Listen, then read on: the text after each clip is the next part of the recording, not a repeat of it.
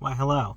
I don't usually do talking like vlogs where I talk about shows or manga or anything on camera anymore. I usually try to save that for when I'm at my desk and just use the audio for my mic. But yeah, I today has been such a hectic day. I didn't really have time to sit down on my computer or record anything, and I am actually about to hop on the highway to Orlando for New Year's extravaganzas, which you'll see on the vlog whenever I eventually catch up on the vlog backlog.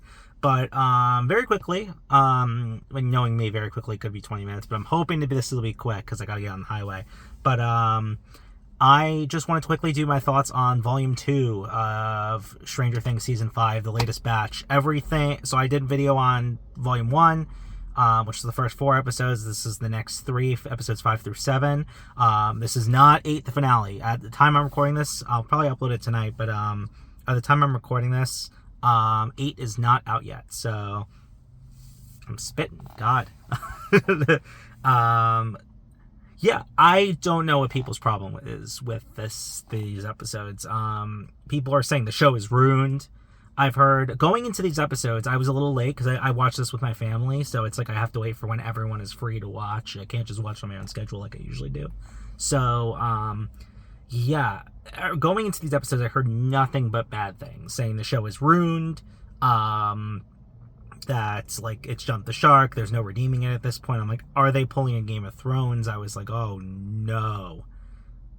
Then I watched the episodes, and they were totally fine. They were like any other Stranger Things episodes. Like, there are minor little things that are kind of annoying, but in fact, I think in my opinion, these were better episodes than the first volume of the season. Like, I thought that they fixed a lot of the issues that were happening in the first volume of the season. Like these were great episodes to me. I do not understand what people's shit is with these episodes. I wonder if it's homophobia.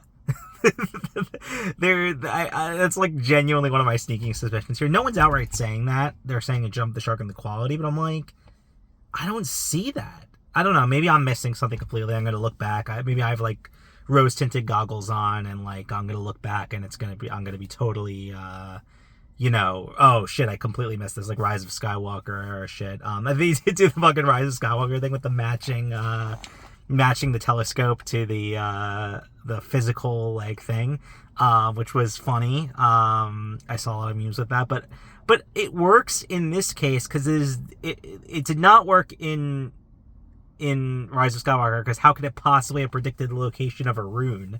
Like it doesn't make any sense. But it works in this case because it's the inside of someone's mindscape, where like that they're traversing through. So something that can happen here. Like, I don't understand, like why people are shitting on it so much. Like it makes sense in this context. I don't know. It's funny, but it's not a flaw.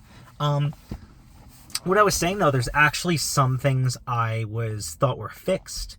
I thought that the whole fucking Jonathan, Steve, Nancy love triangle thing in the first half of the season was fucking atrocious and was just complete regression of their character arcs from the past few seasons. But then all of these characters had conversations in these next volume that kind of put context behind those decisions. Did they have to write it that way in the first place? No, but I feel like they like wrote themselves out of that tunnel in these episodes. Like for example, like that scene with that, like, really that emotionally impactful scene with Nancy and Jonathan when they thought they were going to die. Obviously they're not going to die in that situation, but like they don't know that.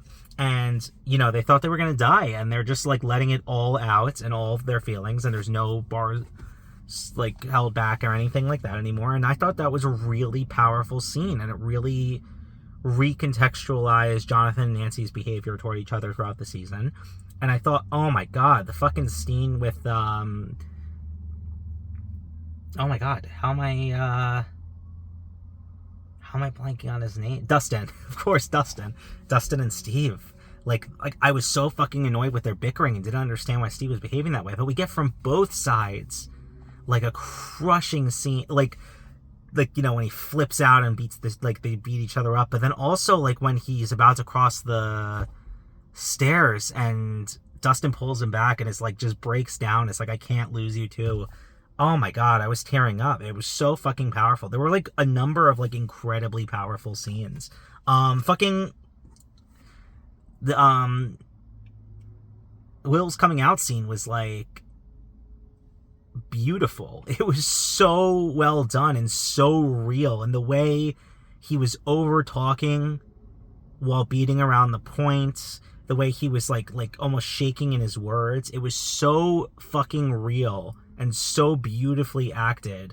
Like, it was like, that was one of my favorite scenes of the entire show, and I know people are having problems with this scene, and I'm trying to think of it. The only thing I could see is like, Mike is not his Tammy, you know, because Tammy was something that was a superficial relationship for Robin, where she didn't know Tammy. You know, Will genuinely loves Mike because he's known him all his life and like is deeply in love with him as a person, as opposed to a concept. So it's not a Tammany. I thought that line was a little weird, but otherwise the scene was absolutely perfect. And like the point of that is that he comes to the understanding that even if he's not going to be with Mike and Mike's not for him, he still can be open and out and comfortable with his found family and real family, you know. And it was beautiful. Like, what he comes to understand is that, you know, Mike is straight. He knows this. It's never going to work between them. Like, that's why I wasn't so hell-bent on their ship like a lot of people on Tumblr were. Like, I don't know, I knew that this was what it was going to lead to. I didn't think it was going to, like, come true, in the canon. But, like, yeah, he's straight, he's in a relationship, he's in love with someone else. Like, you can still come to terms with yourself and your identity and your love for them, while they're also understanding that you cannot be with that person, you know? And you could still love them. But it's just like that understanding shows growth and maturity. And like people said, the scene felt so forced. They explain it right there. Like, Vecna is using anything that he is hiding or any securities that he have to manipulate his psyche to use him as a pawn. So if he doesn't have any of those secrets and that shame, Vecna cannot use that to manipulate that tangibly. Like, it was clear there. Like, he knew he needed to do it now. Even if they just said because they think they're going to die. Like, that's even a valid excuse, too. But, like, he knew he needed to do it now for that reason. Because, like, Vecna could use that against the rest of them if he didn't share it. And I thought that was fine. Like, I don't understand why people are...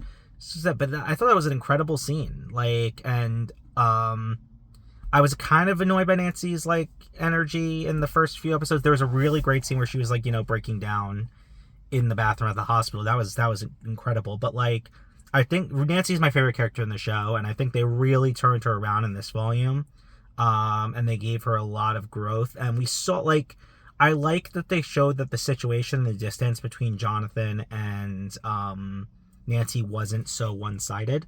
You know, like, a lot of people are attributing it to Jonathan's behavior, but I thought it was equally Nancy. They were both making, and they like reconcile this.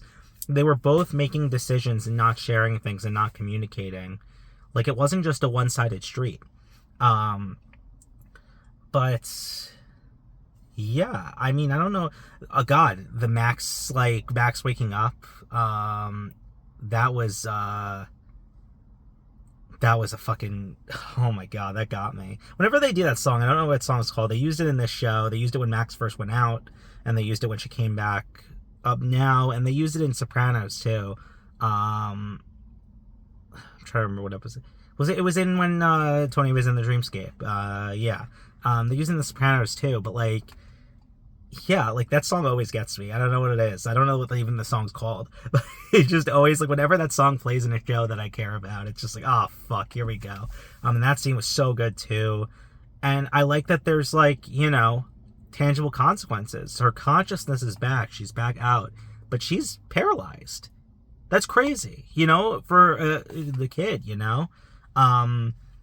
Something I thought of the joke while watching these episodes, that this is I was gonna say Weeabo Mekakucity actors, but it's the inverse. It's American Boo Mekakucity actors. Like It really is. It's like I don't want to say babies first because Stranger Things is a great show, but like it's definitely it's someone who hasn't engaged in media of that nature's first Mekakucity Actors type story is how I would describe if you've seen Mekakucity Actors. Weeabo Mekakucity Actors is a fucking funny title. Maybe that's the video title. Yeah, those are kind of my brief thoughts. I don't understand people shitting on this.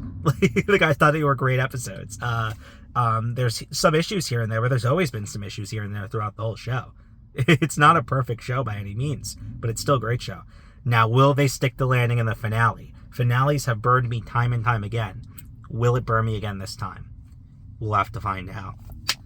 Thanks for watching.